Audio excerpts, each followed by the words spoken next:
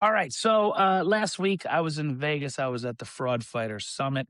It's online. You can watch all of it. It's like 17 hours of a lot of fraud experts, school bond fraud and election fraud and mortgage fraud. And I mean, it covered such a wide scope of things that I highly recommend everybody check it out.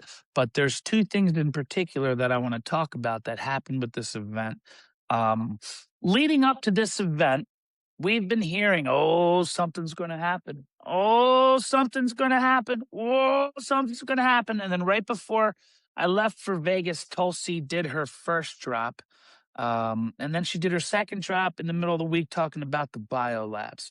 And she made that video talking about Dr. Fauci. And we'll come back to that. But another little piece I want to say is that this Fraud Fighter Summit has been scheduled for months. I heard about it in March when I was at the private event, which was the precursor to this, and they had already had it scheduled. And they said some big things were going to happen. And Chuck, this is what I want to ask you.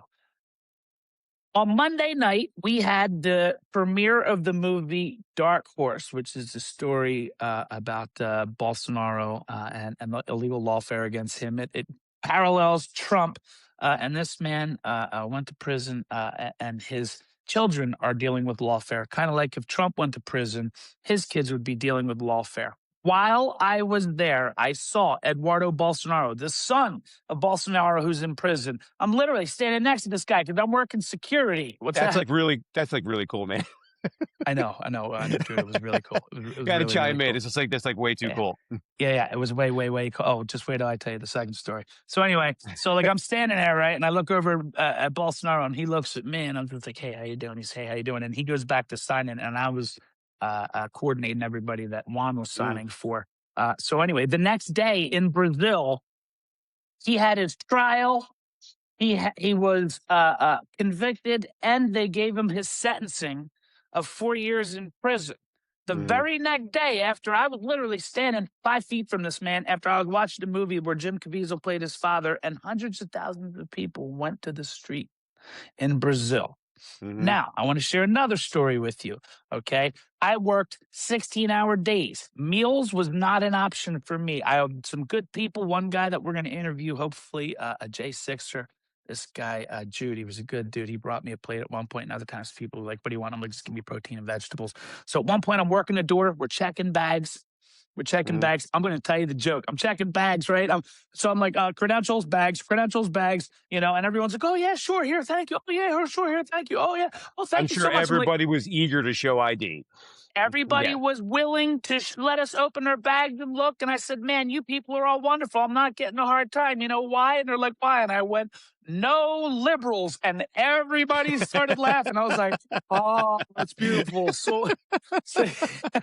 like a Yeah. Republican day spy. You're like, I was beautiful. It was just wonderful. Just people with their eyes open everywhere. So anyway, I get, I get, I get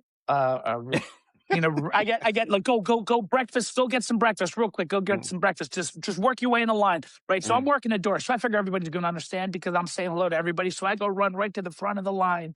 And I just so happened to cut in between this Asian man and this Asian woman. They were very well dressed, which is not out of line for this place. A lot of people were very well dressed. People were dressed all different ways, And I just went, "Oh, excuse me, I'm sorry, I'm just working the door. I just wanted to grab some fruit. I just wanted some fruit just to get a little energy so I can get back to the door, right?" And the man just kind of just doesn't say anything, and then the woman says something in Korean.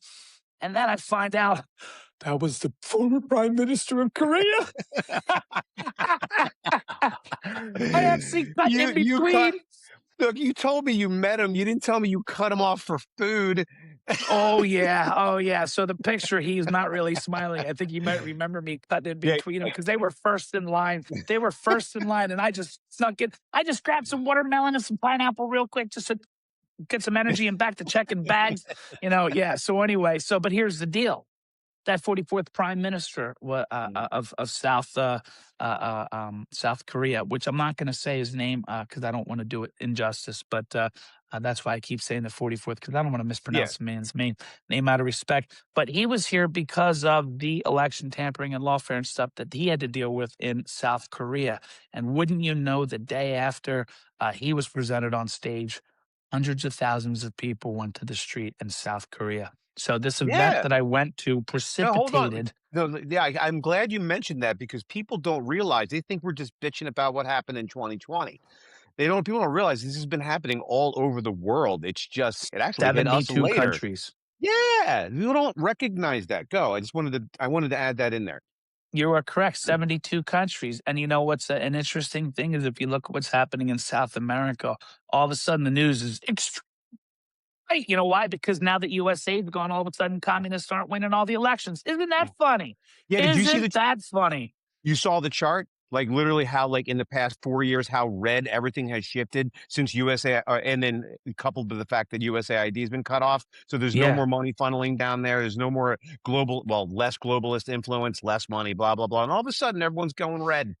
Go Everybody figure. all of a sudden is appreciating what we've been saying the whole time because the ruse is being lifted. And this is where I want to get into, you know. So last week we knew it was going to be a big week. I happened to be in Vegas with some of the people who were involved in some of the biggest stuff on the planet. I was very fortunate, and I still Mm, go, "How did they know? How did they know?" But anyway, I mm. happened to be there, which is pretty cool. Now, Tulsi drops this biolab stuff, and this is where the reflecting pool comes into play. You see all Back of to the this stuff reflecting poll. that's Yeah. back to the Well, reflecting pool. There's hey, pay attention to the reflecting pool. Meanwhile, I have absolute complete stone morons that are going against me online. The stuff I'm posting online about Tulsi Gabbard and the biolabs is blowing up, blowing up. oh, they're Like calling her a criminal. Like I can't believe this. They're calling her a criminal for this. because it's their last ditch effort Oh because the yeah. storm is here. Get your popcorn. The storm is here. Get your popcorn. Look, I know you've been on top of things earlier than me, waking whatever, but I feel like I've been waiting for this forever. Literally, I've Mhm. been waiting for the storm to come. Mhm. Absolutely. Yeah, I can't. Mhm. I know I have nothing else to say to. I'm just going to. You say get the popcorn. I do 100% believe that nothing's going to stop what's coming, and like to the point that I just made a $50 bet with somebody that by the time Trump's term is over, should everything go the way we need it to, but by the time Trump's term is over, that gas prices will be under $1. I just made a $50 bet with somebody. That's how confident I am that shit's coming and let's just watch the show and enjoy it. I am psyched about this summer. I don't know what's going to happen and I'm glad I don't know. I want to be able to pay attention, not as deep as you because you like that strict attention, like whatever. I need to back off a little bit, enjoy my yard, but I'm glad that I still know what's going on and I'm going to watch this show and it's going to be wonderful. It's going to be off the charts. If what I'm being told and what I'm hearing is true, like Juan said, I'm going to start quoting Juan more now that he's out in public. By the way, I just want to say this, right? So here we are the first night at this event, right? The Mm, first night at the event, Tina Peters is coming. Tina Peters is coming, right? So you were there at the Ahern before. So they had the coffee shop up top and then there's the mhm. steps that go around down. So Yeah, that's a great space. Mm, they had those steps roped off, right? So here's the mm. deal. Tina Peters is going to Oh come no, down the they gave her an balcony entrance with the stairs.